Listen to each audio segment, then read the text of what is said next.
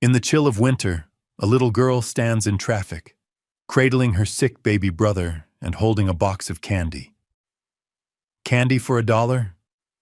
My baby brother's really sick.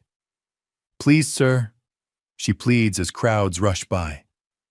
As hope fades, one lonely man finally stops, and his kindness will change their fate forever. The air in Vermont bit harder than usual that morning. Sharp, clean, and unrelenting. Frost clung stubbornly to the windshield of Graham Whitaker's black Range Rover as he parked along the snow-dusted curb near Main Street. The town was still waking. Shop windows glowed with dim lights behind closed signs, and the mountains in the distance seemed frozen in time. Graham stepped out, his breath curling in the cold, and Leo, his golden retriever, jumped down after him with a soft thud on the snowy pavement. The leash stayed coiled in his pocket. Leo never strayed far. This was his ritual. A quiet walk through the sleepy mountain town each morning. He didn't need the fresh air. What he needed was the stillness, the feeling that the world had paused just long enough for him to catch his breath. 2 winters ago, the same air had howled outside the hospital window as his wife slipped away, taking their unborn child with her. Since then, silence had become his companion, and solitude his habit. He built apps that managed buildings, teams that streamlined workflows, but nothing could organize the grief that had carved its way into his life. As they turned the corner by Maple and 3rd, Graham's gaze drifted to the playground across the street.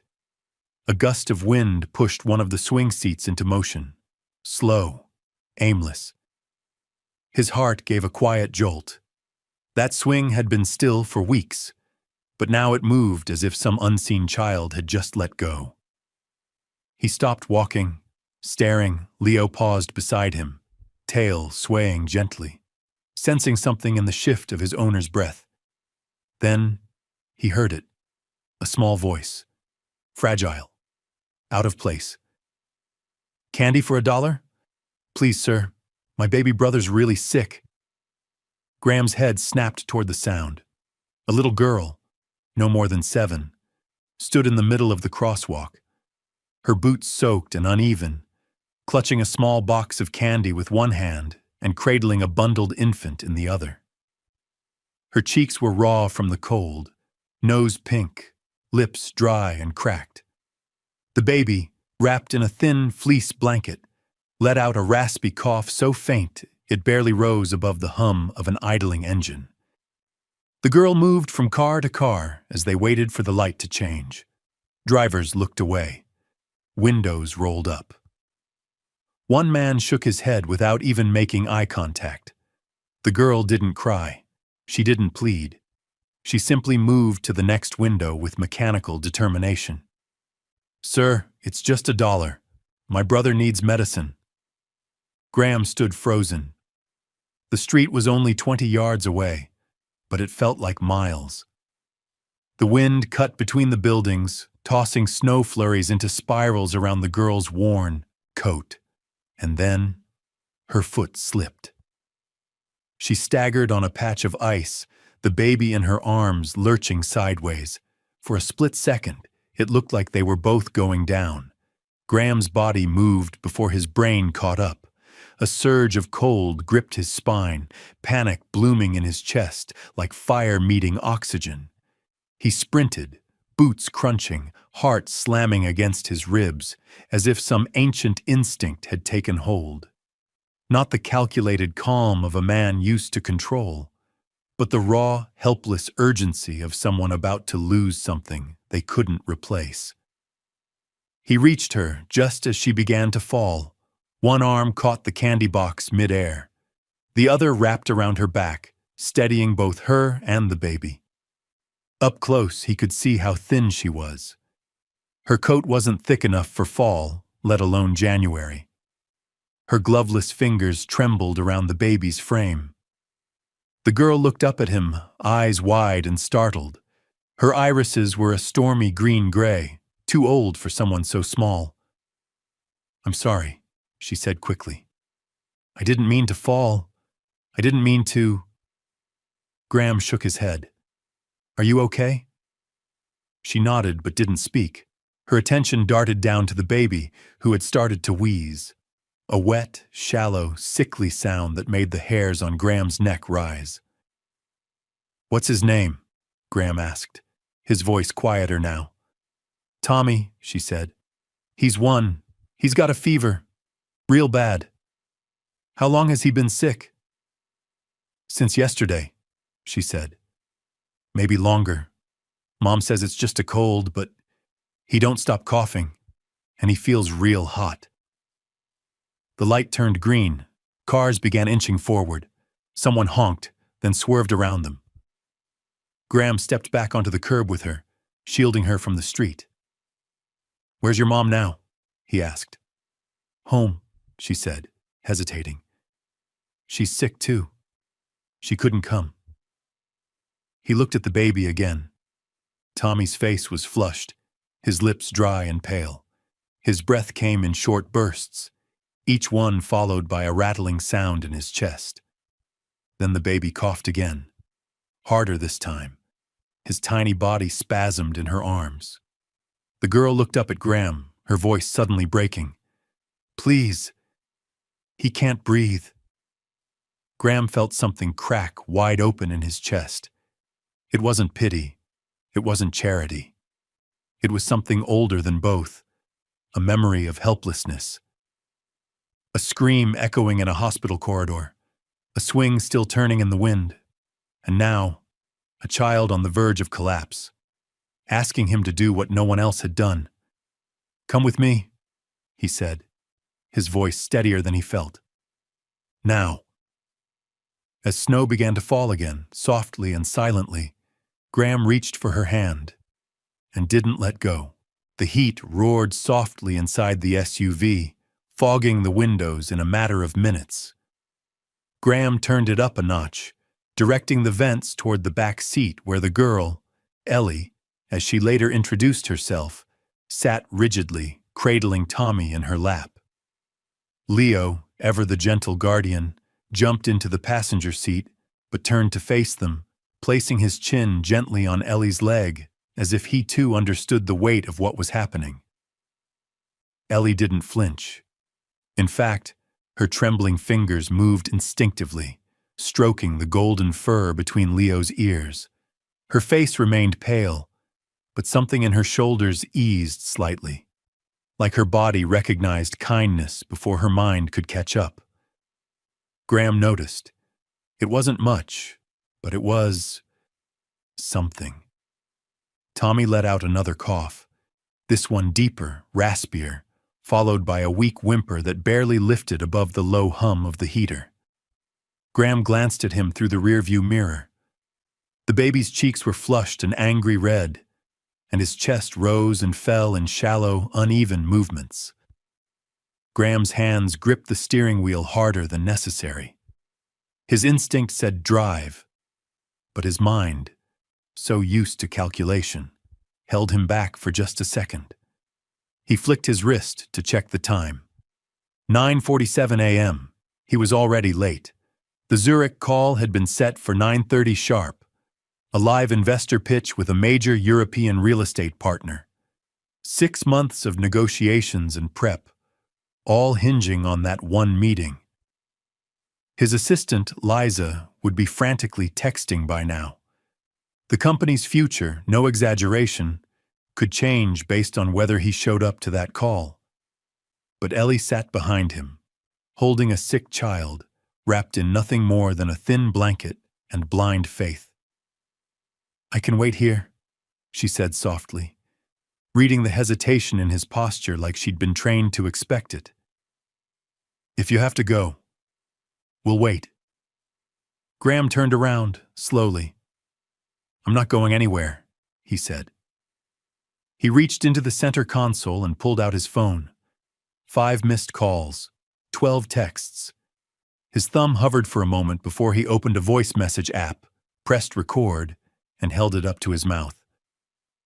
"Liza, Cancel Zurich. Family emergency. Reschedule next week. Make it work. He hit send. Then he tossed the phone into the cup holder without a second thought. Outside, snow drifted lazily against the windshield. Inside, the air was thick with silence, but it wasn't empty. It pulsed with decisions, with weight. "You're not from around here, are you?" Ellie asked quietly. Graham glanced at her through the mirror again. "I live up near Colton Ridge, just past the lake." "That the place with the big house on the hill?" He nodded. "I seen it once from the back road," she said. "Looks like a castle." Graham let out a small breath, not quite a laugh. "It's too quiet for a castle." She hugged Tommy closer. "Quiet can be good." "Not always," Graham said. There was a beat of silence. "Our heater broke 2 nights ago," Ellie offered suddenly. "Mom tried to fix it, but she got sick before she could. We were going to go to the shelter, but they said they didn't have room for kids." Graham's jaw tightened. He didn't respond. "I tried to get help yesterday. Knocked on the bakery door, but the lady said she was busy. Said she'd call someone, but no one came." Of course no one came, Graham thought bitterly. Systems weren't built for moments like this. They were built for paperwork, protocol, rules that forgot the world had a heartbeat. Tommy let out a sharp gasp, a kind of coughing hiccup that made both Ellie and Graham flinch. His tiny hands were limp now, his head lolling back more heavily against her arm. "He's burning up again," she whispered. Graham didn't hesitate this time. He threw the car into gear. "We're going to the hospital," he said, his voice low and firm. Ellie's head shot up. "But we don't got insurance." "I do. But I can't." "You're not paying for anything." Silence again, then a soft whisper. "Thank you." Graham merged into traffic, eyes fixed on the road, knuckles white against the wheel. His pulse thudded beneath his collar. In the rearview mirror, Ellie rocked her brother gently, whispering soft things he couldn't hear. Leo turned fully now, resting his face against the seat to keep eyes on the baby. "Where's your mom now?" Graham asked again, voice softer. "At the shed, behind Jensen's tire shop. She couldn't walk this morning. Said I should go alone. Said to be careful crossing the road." "And you've been out here since?" "Since sunrise. I sold 2 candy bars." Graham swallowed hard. Ellie added, "If I sold 3 more, I was going to try to get some fever medicine at the drugstore. The cheap kind. I don't know if it would help, but it's all we could afford." Graham's hands flexed on the wheel. "What's your mom's name?" "Rachel," Ellie said. "Rachel Carter." He filed that name away like it mattered more than any investor or contract he'd ever memorized. Tommy coughed again, long and low, rattling like loose gravel. Graham's foot pressed harder on the gas. He wasn't sure when it happened exactly. Maybe in that moment by the swing, maybe the second Ellie didn't flinch from Leo, or maybe when she looked him in the eyes and said, "We'll wait." But something had shifted. This wasn't just a detour. This was the beginning of something. Something that didn't fit in a quarterly report or a 5-year plan. And whatever it was, he couldn't walk away from it now. The hospital's red emergency sign came into view through the falling snow, just as Tommy's breath caught again. And then, for a terrifying second, stopped altogether. Graham hit the horn and swerved toward the ER entrance, yelling, "Hold on, buddy! Just hold on!" The emergency room doors burst open with a mechanical whoosh as Graham barreled through. Ellie close on his heels, her arms tight around Tommy's burning body. The fluorescent lights above cast a sterile glow over the intake area. Bright, unfeeling, cold. It smelled of bleach and quiet dread, the kind of smell that clung to you long after you'd left. A nurse at the triage desk looked up, startled by Graham's urgency. "We need a doctor, now," he said, voice sharp with controlled panic. "The baby! He's not breathing right." Ellie stood stiffly next to him, eyes locked on the nurse, her jaw set with that same unnatural calm Graham had seen earlier.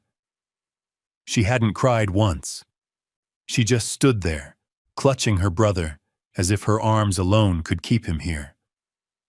Another nurse appeared, this one younger, with kind eyes and quick hands. "Come with me," she said, waving them through the secured double doors. "Are you the father?" she asked as she led them into a small intake room, pulling out an oxygen reader and a thermometer. The question hit him harder than he expected. A beat. Then, "Yes," he said. Ellie's eyes flickered toward him but said nothing. The nurse didn't press. She just nodded, clearly relieved someone was taking responsibility. They placed Tommy on a narrow gurney. His tiny chest rose and fell in rapid, shallow bursts, his skin flushed and patchy. The nurse fitted a pediatric oxygen mask over his face, adjusting the tube. "We're going to get his vitals stabilized first," she said gently. "He's running a dangerously high fever, 104.8. Graham stood beside Ellie as another nurse came in to take her name and emergency contact. She answered each question steadily, never looking away from her brother. Her voice was small but sure. "Do you have any medical insurance?" "No," Ellie replied. "Any allergies?" "Not that we know of." "Father's name?" the nurse asked. Ellie hesitated, her mouth opening slightly before closing again. Graham stepped forward. "It's just her, the baby, and their mother," he said quietly. "She's very sick too. Can barely move." The nurse nodded again. "We'll do everything we can. You came just in time." Those words sank deep. You came just in time. If he'd walked a different route this morning, if he hadn't stopped at that swing, if he had ignored that tiny voice in the traffic. The thought made his hands shake. The doors closed behind the nurses as they wheeled Tommy away toward observation. Graham turned to Ellie, who was still standing, frozen, her arms limp at her sides now that they were empty. "Come on," he said softly. "Let's sit down." She followed without a word into the waiting room. Rows of hard plastic chairs, flickering TVs mounted on opposite walls, and people slumped with tired eyes and old injuries. Leo, who had waited obediently outside, now curled at Ellie's feet with a low groan of concern. Graham sat beside her, elbows on his knees, hands clasped. He could feel her shiver next to him, not just from the cold, but from the sudden quiet that always followed fear. He glanced over. "You warm enough?" She nodded. Then after a pause, she whispered, "He's really sick, huh?" Graham didn't lie. "Yeah, but he's in the best place now." Another pause. Then she said, "We sleep in a shed behind Jensen's tire. It leaks when it rains. Real cold when it snows. There's no heater." He swallowed hard. "How long have you been there?" 3 months, since we couldn't make rent anymore. Mom said we'd only stay a week or two, but then she got sick, and I couldn't leave Tommy alone." "You've been taking care of both of them?" She nodded again, eyes never leaving the closed hallway doors. "Sometimes I trade candy for food. Sometimes people give me extra. Sometimes they just look away." Graham didn't speak. He didn't know how to. He wasn't used to this kind of helplessness. Not anymore. But he was starting to remember it. A memory surfaced from years ago. Him, barely 23, sitting in another waiting room, staring at the floor while doctors tried to stop the bleeding no one had expected. The nurse had called him Dad then too. And even though he wasn't, not yet, he'd felt the word like a weight around his neck. That day, no one made it through the doors. He looked at Ellie sitting next to him, her tiny body curled into herself, and something solidified in his chest. "You're not alone anymore, okay?" he said quietly. She didn't answer, but she leaned a little closer to Leo, who shifted and rested his warm head on her lap. Her hand found his fur again. Graham saw her thumb begin to move, back and forth in small strokes, soothing, steady, like she was comforting him as much as herself. A nurse returned 15 minutes later. "You can come in now," she said. "Your brother's stable. We've got him on fluids and fever meds. He's sleeping." Ellie jumped to her feet. "Can I see him?" The nurse smiled gently. "Of course. One at a time." She looked at Graham. "You can come too. Mr. Whitaker, right?" Graham blinked. "How did you—" "Reception saw your card when you paid for the emergency intake. And thank you. Most people walk away when they hear there's no insurance." He didn't respond. Just followed Ellie down the hallway. The observation room was small, lined with soft beeping machines and white tile. Tommy lay in the center, surrounded by warm blankets and soft lighting, his tiny face now calm, the oxygen mask still in place. Ellie approached slowly, her steps small and careful. She stood on tiptoe to see him. "He looks better," she whispered. Graham stood a few steps behind her, hands still in his coat pockets, watching them. A nurse checked Tommy's vitals and offered a warm blanket to Ellie. She sat beside the bed, wrapped, in fleece, silent. Then she turned to Graham. "Thank you for not leaving," she said. "Most people do." Graham's voice caught in his throat. "I'm not most people." Behind them, another nurse walks in with a clipboard. "The mother, Rachel Carter, right? We just got her into an ambulance. She's not responsive. Oxygen levels are dropping." Ellie turned sharply toward Graham. Her lip trembled for the first time. "We have to help her. Please, don't let her die too." Graham didn't hesitate. He handed Leo's leash to the nurse at the door. "Stay," he told the dog softly, who sat with a whine but didn't protest, and followed the second nurse through the brightly lit corridors.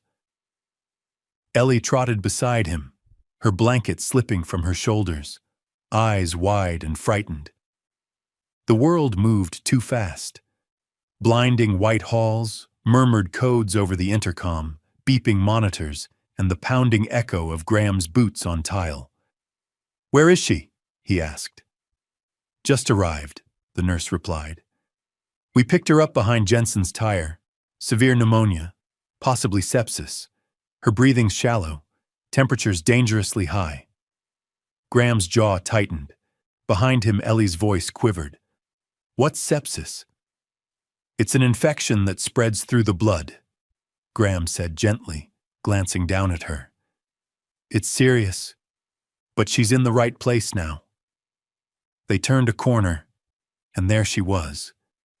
Rachel Carter lay unconscious on a stretcher, her hair damp with sweat, lips tinged blue, a nasal cannula already in place. Her cheeks were sunken, her skin far too pale. She looked nothing like the woman Ellie had described so bravely. Smart, funny, always made pancakes when she had enough flour. For a moment, Graham just stood there, watching as nurses buzzed around her. An intravenous line was inserted, monitors connected, antibiotics prepped. "She didn't even know we were gone," Ellie whispered, tears finally pooling at the corners of her eyes. "I left her a note. Said I'd be careful. She always tells me to be careful." Graham placed a hand on her small shoulder. "You did good, Ellie. You brought help. The nurse nodded. Honestly, another day. She might not have made it. You were the difference. The words lingered in the air, as if the walls themselves needed a moment to absorb them. After Rachel was stabilized and admitted to a private room, the hospital staff pulled Graham aside. She's going to need care, one of the doctors said, glancing toward Ellie, who sat curled up with Leo in the corner of the hallway. A few days of antibiotics, fluids, oxygen. She's in bad shape, but she's strong. I'll cover everything, Graham said without hesitation. Private room, best care available. The doctor raised an eyebrow. You sure? She's got 2 kids who need her. That's reason enough. Later that evening, as Rachel rested, Graham stepped outside for air. The cold hit him like a wall, but it wasn't unwelcome. The snow had stopped, and the sky had cleared, revealing stars sharp and endless above the hospital lot. He leaned against his SUV and dialed his assistant. Liza, he said, not waiting for her greeting. Cancel everything this week. Zurich, Tokyo, whatever's on the schedule. You're already off the Zurich call. I moved it, but, sir, are you okay? I'm fine, he said. Then softer. I'm just where I need to be. There was a pause on the other end. Then, all right, I'll handle it. He hung up and stared at the sky for a long moment before heading back inside. By the time he returned to the pediatric floor, Ellie had dozed off in a chair, her head resting on Leo's side, a hospital blanket draped over her legs. Tommy slept nearby in the observation room, cheeks flushed, but breathing peacefully. For the first time in what felt like years, Graham felt something settle in his chest. Not peace, not exactly, but purpose. Earlier that evening, he had slipped into the small kitchenette at the inn, reheating the chicken soup he'd instinctively made that morning, long before he ever imagined who it might be for. Then he stopped at a pharmacy and bought everything he could think of: diapers, wipes, warm socks, formula, a soft fleece hat for Ellie. When he returned upstairs, Ellie was still asleep. Quietly, he set the bags down, then took a seat nearby. He watched the soft rise and fall of her breath, the gentle rhythm of Tommy's monitors, the way Leo's tail flicked lazily in his sleep. The clock on the wall ticked past midnight. This wasn't part of the plan. Nothing about this was. But when Ellie stirred and slowly blinked her eyes open, she didn't seem surprised to see him still there. You stayed, she murmured. I told you I would. She sat up slowly, her fingers brushing Leo's ears again. Then she looked toward the hallway. Mom? She's resting. They say she's strong. Ellie exhaled deeply, like she'd been holding her breath for days. I brought some food, Graham said. Soup, it's warm. He offered her a paper cup. She held it with both hands and took a small sip. Her eyes fluttered closed.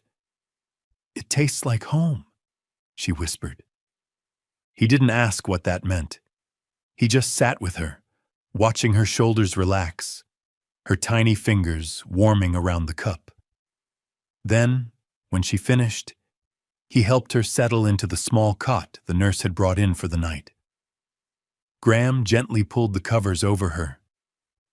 Try to sleep, kiddo. You've done enough for one day. She turned her head on the pillow, eyes already drooping, but she whispered one more thing before drifting off. Do you think she'll smile again? Like before. Graham swallowed the lump in his throat, brushing a strand of hair off her forehead. I think she will, he said softly. And I think you'll be the reason. As Graham stepped out into the quiet hallway, he reached into his coat pocket to silence his phone, but paused. A new notification glowed on the screen, an alert from the board. Zurich was threatening to walk. He stared at the message, then back toward the sleeping girl inside the room. And for the first time in his career, he didn't care. The next morning, Graham woke early, earlier than he had in years, and not in his own bed. He had stayed at the small inn near the hospital, a modest room with a firm mattress and drafty windows. It wasn't comfort that woke him. It was something else. A pull, a responsibility, a quiet promise he had made to two children whose names were etched into his thoughts more clearly than any corporate contract. By 6:30 a.m., he was back at the hospital with two paper bags in hand. One held fresh clothes for Ellie, socks, leggings, a cozy sweatshirt he guessed might fit, and the other, a warm blueberry muffin and apple juice. The halls were still hushed, lit only by the soft morning glow filtering through the frosted windows. Ellie was awake, curled in the hospital cot with Leo still beside her. She sat up quickly when she saw Graham. "You came back." He smiled faintly. "I told you I would." Tommy was still asleep in his nearby crib, breathing steadily now, his fever finally under control. Ellie took the muffin with both hands, whispering a quiet thank you before biting into it. Graham sat in the chair across from her, watching her eat like she hadn't had something warm and solid in days, which, he realized, might be true. "Do you like school?" he asked gently, breaking the silence. Ellie shrugged. "I haven't been in a while. Not since Mom got worse. I was afraid they'd take Tommy away if I told someone." Graham nodded slowly, a deep pang blooming in his chest. "You did what you had to do." "I tried to read to him, though. Sometimes. Mom kept this old picture book from when I was a baby." She smiled faintly. "He likes the pages with animals." Graham looked over at Tommy, still curled beneath his blanket. Then at Ellie, her thin arms wrapped around her knees, Leo pressed against her side. Something in the scene, simple, quiet, raw, rearranged his heartbeat. He didn't go into the office that day, or the next. Instead, he became a fixture at the hospital. Each morning, he brought fresh food, simple things Ellie could eat, a soft scarf for her neck, socks that actually fit, a small stuffed bear with a stitched heart on its chest for Tommy. The nurses began to recognize him. One of them asked if he was a relative. Another simply smiled and said, "It's nice to see someone stay." Graham didn't know how to explain it, even to himself. All he knew was, he needed to be there. Not because he had to be, but because something inside him cracked open every time he saw Ellie's face light up when Leo trotted in, or when she whispered stories to Tommy about pancakes and sled rides in the snow. At night, Graham would return to his big house at Colton Ridge, but it didn't feel the same. The silence wasn't peaceful anymore. It was hollow. The smell of fresh wood and polished leather made him restless. The house no longer echoed with purpose. Instead, it felt like it was waiting for something to return. Days passed, and slowly, the rhythms of care replaced the rhythms of business. He still checked his email, still approved major deals, but his mornings belonged to Ellie and Tommy now. He learned that Ellie liked puzzles and strawberry jam, that she hummed when she brushed Leo's fur, and that she didn't like asking for help but always said thank you when it was offered. Tommy gained color in his cheeks. He smiled more, coughed less, and one afternoon, while Graham was holding him, he laughed. A full, bubbling baby laugh that filled the sterile hospital room with something so bright, Graham had to look away for a second. The next day, the hospital discharged Tommy from observation. He no longer needed to be monitored constantly. But Rachel still hadn't woken up. "She's stable," the doctor assured him. "Just needs rest, antibiotics, and time." Graham arranged a private room for her, paid for everything, quietly, with no mention to Ellie. One evening, Ellie looked up at him as they sat watching Tommy sleep. "Do you think my mom will know us when she wakes up?" "She'll know you," Graham said softly. "She'll always know you." Ellie nodded, then hesitated. "Do you think she'll like you?" Graham smiled gently. "I hope so." Ellie reached into her backpack, one of the new ones Graham had brought, blue with patches she'd already started sticking on, and pulled out a drawing. This one was a bit different. Just her, Tommy, and Leo. But next to them was a taller figure with brown hair, a blue jacket, and a slight smile. "This one's you," she said. "I didn't know what kind of shoes to give you, so I gave you boots like Leo's."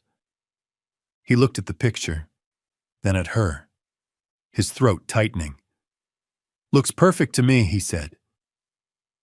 That night, as Graham stood at the hospital hallway window looking out over the snow-blanketed town, his phone buzzed again.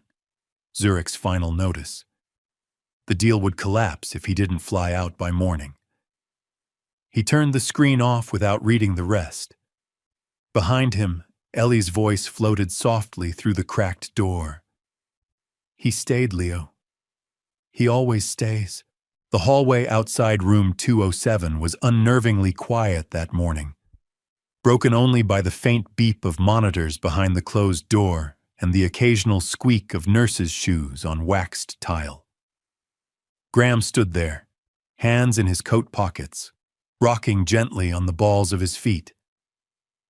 It had been nearly 40 minutes since the nurse told him Rachel Carter was showing signs of waking up. 40 minutes that felt like a lifetime. He wasn't used to pacing. Not here. Not like this.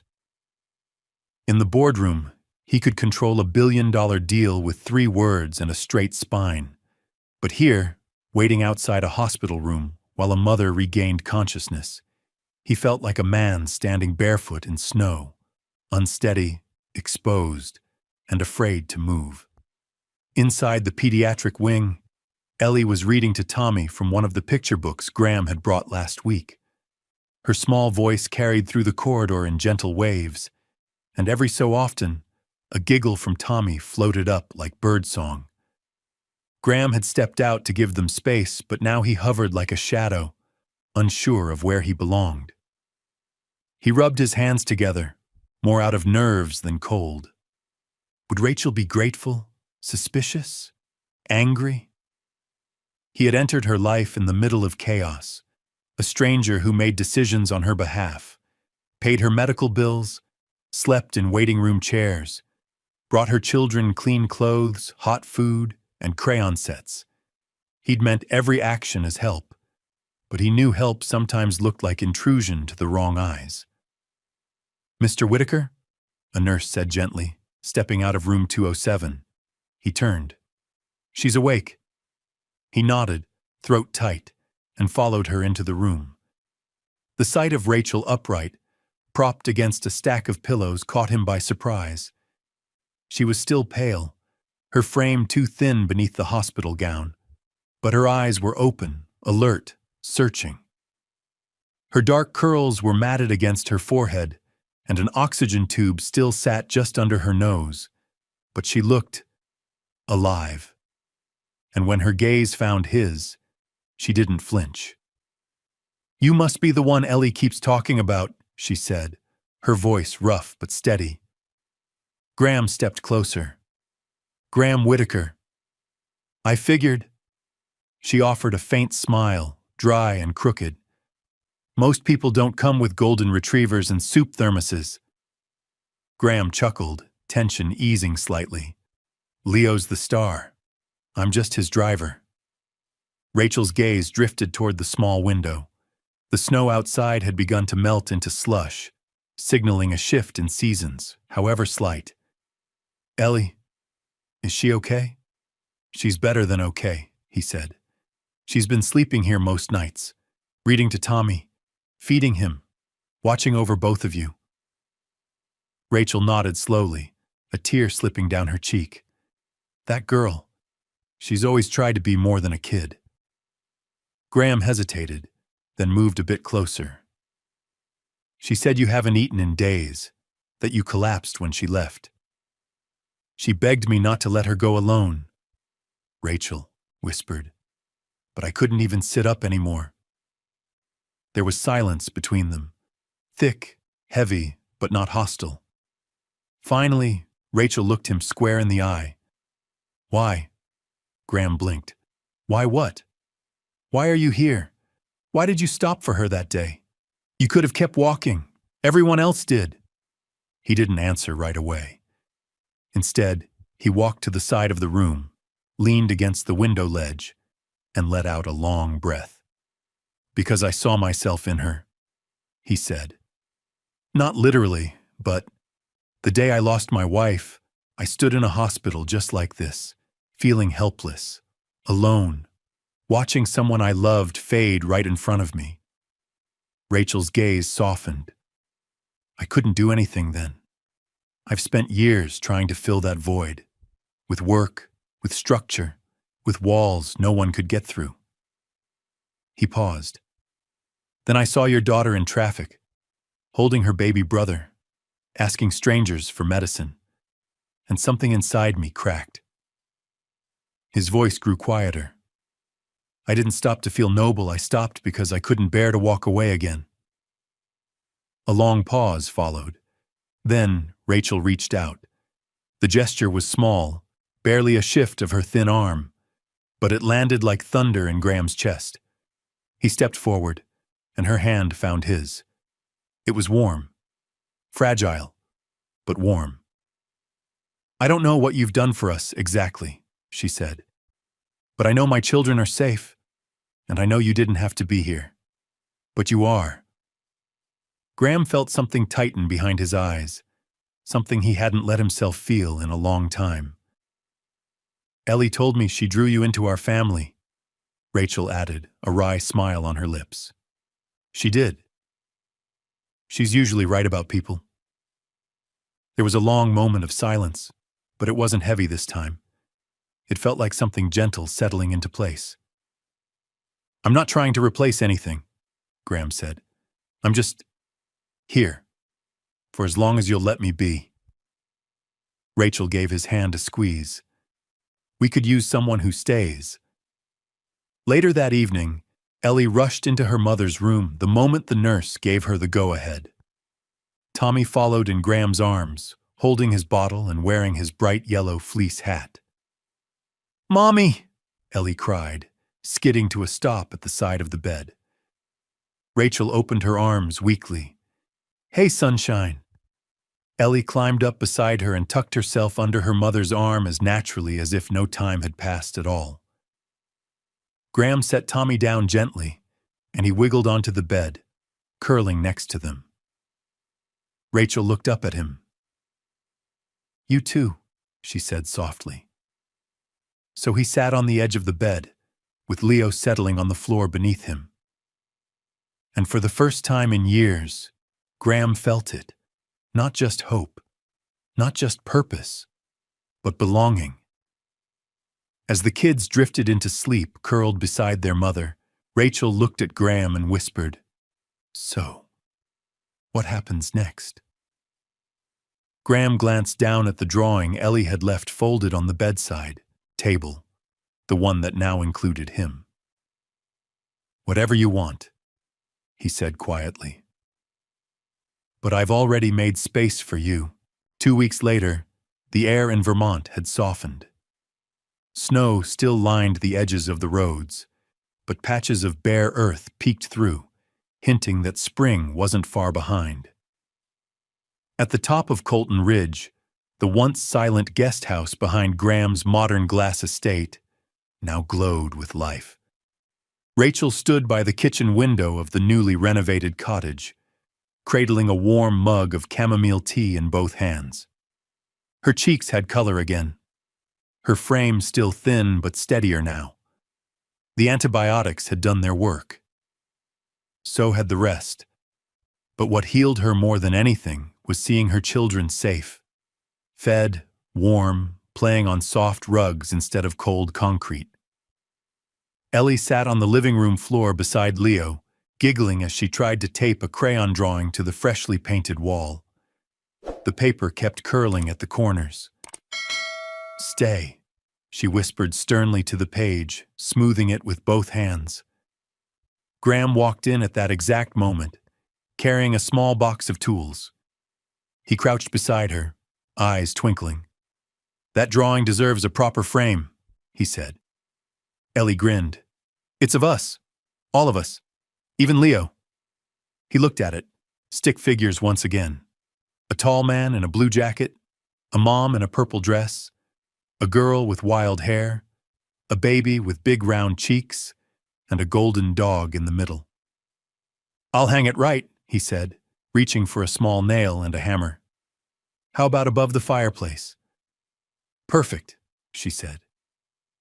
Rachel watched from the doorway, her heart full. She couldn't remember the last time she'd seen Ellie this relaxed, carefree, loud with joy. She turned her gaze to the kitchen counter where a basket of groceries sat untouched, delivered that morning by one of Graham's staff. She hadn't had to ask.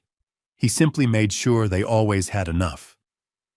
The guest house wasn't large, but it was warm, sturdy, and thoughtfully designed. 2 bedrooms, a cozy living space, and a back porch that overlooked the snow-covered hills.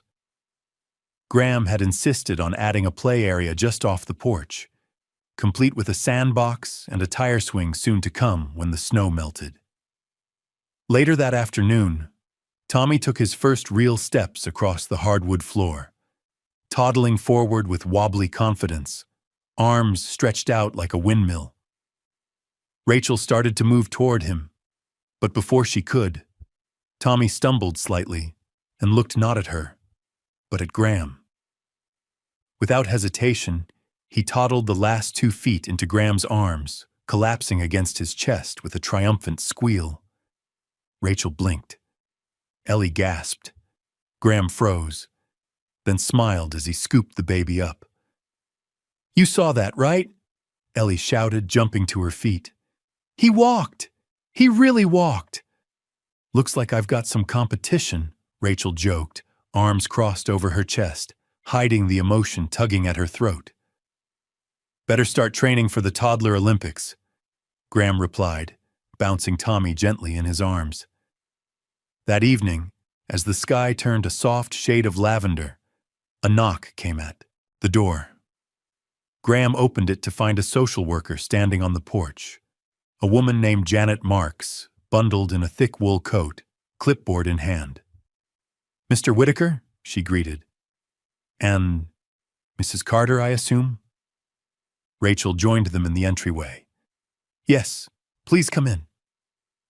Janet looked around the guest house with professional detachment at first, but Graham could see her eyes soften as she noted the baby books on the shelf, the still warm dinner on the stove, the drawings taped proudly to the fridge. After the introductions, Janet sat across from them at the dining table, flipping through paperwork. "We've been reviewing your situation," she said. "Given Ms. Carter's recent hospitalization and the children's temporary status in your care, we're evaluating next steps for support." Graham leaned forward. "Whatever is needed, I'm here. Financially, logistically, legally." Janet raised an eyebrow. "You're not a relative, Mr. Whitaker." "I know," he said calmly. "But I'm not going anywhere. These kids are part of my life now. So is Rachel." Janet studied him for a long moment. "You understand what that entails?" "I do." Ellie peeked from the hallway with Leo beside her, listening. Graham caught her eye and gave a small, reassuring nod. Janet continued. "The next phase will require regular check-ins, documentation, and an affidavit of guardianship if permanent custody is pursued." Rachel reached for Graham's hand under the table. He turned his palm up and threaded his fingers gently through hers, We'll handle it, she said. Together. Janet smiled faintly. I'll make note of that. For what it's worth, this... She gestured to the warm, lively home around them. Is one of the best environments I've seen in a long time. After she left, they stood on the porch together, watching her car disappear down the winding driveway. A soft wind rustled through the pine trees. Ellie came out to stand beside them. Was that a good visit? She asked. Graham knelt beside her. It was.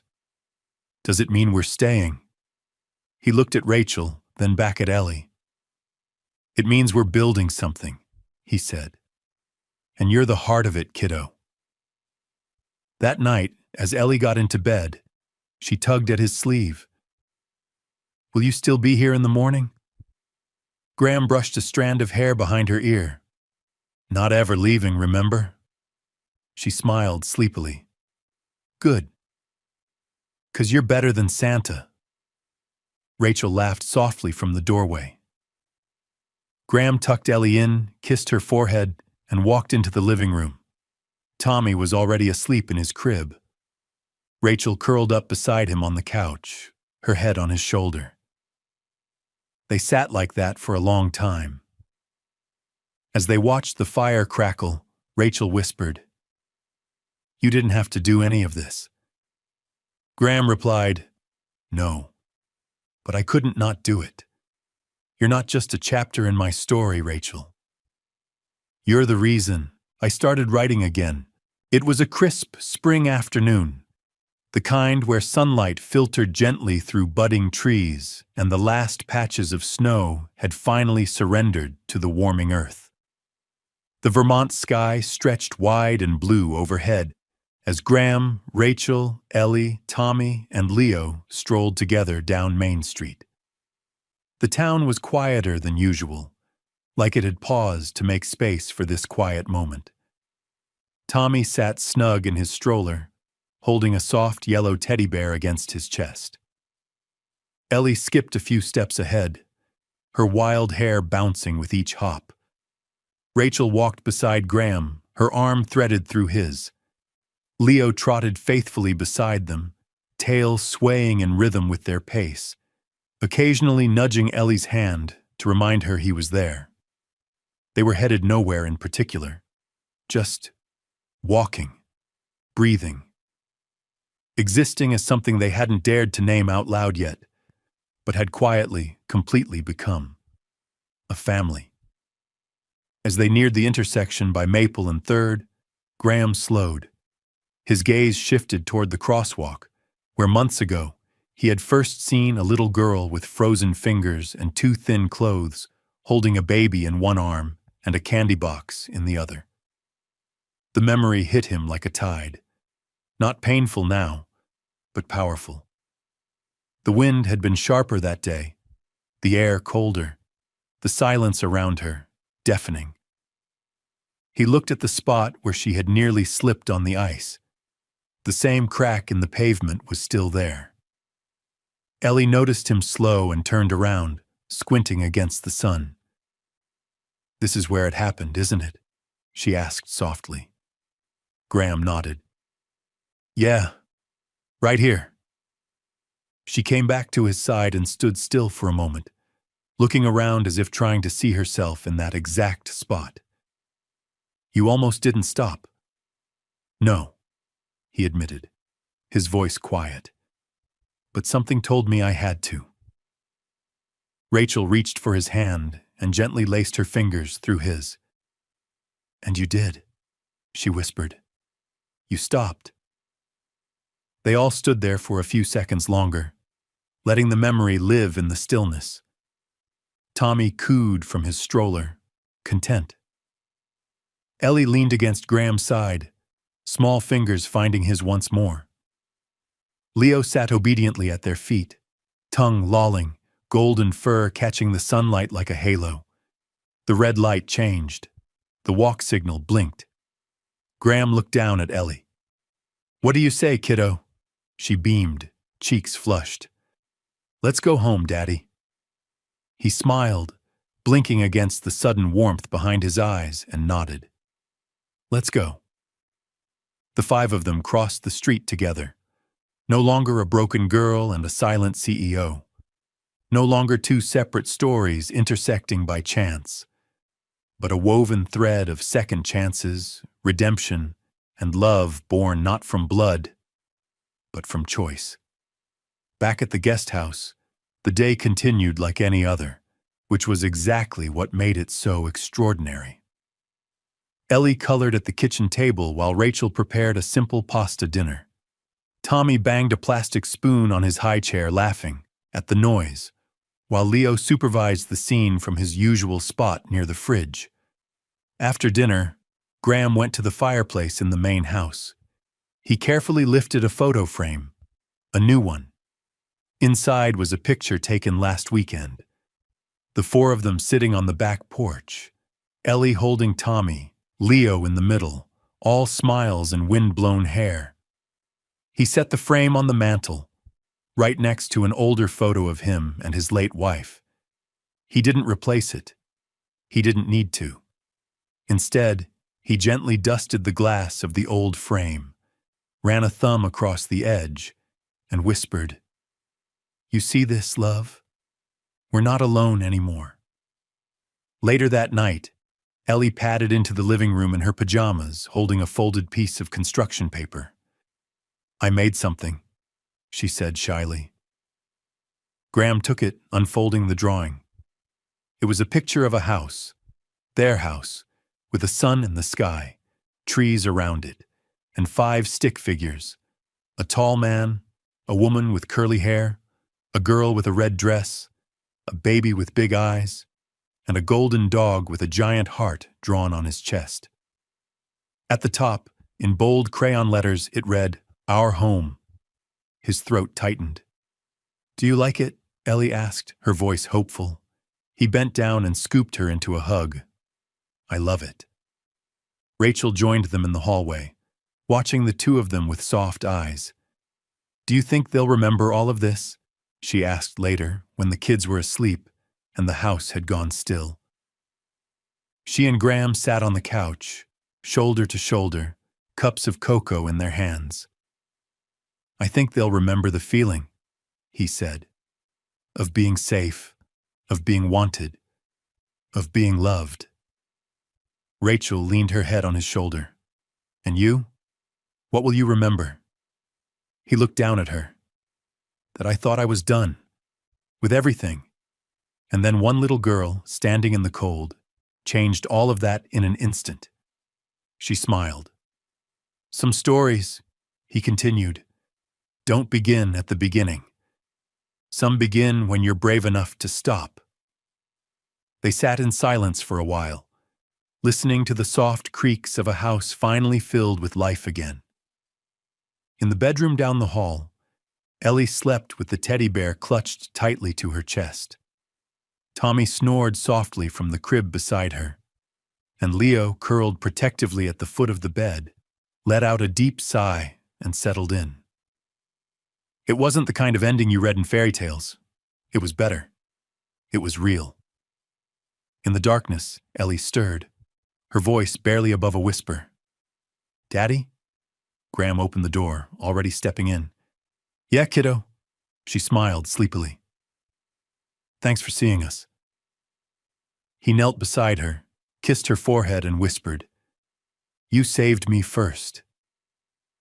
And if you felt that lump in your throat, or a tear you couldn't hold back, go ahead and tap that like button. Every click helps us share more stories that matter. Stories that stay with you long after the screen fades to black. Until we meet again, take care of your heart, be gentle with others, and never stop believing in kindness, love, and the beautiful gift of second chances. Still here, still hope. Thank you for watching, and we'll see you in the next story.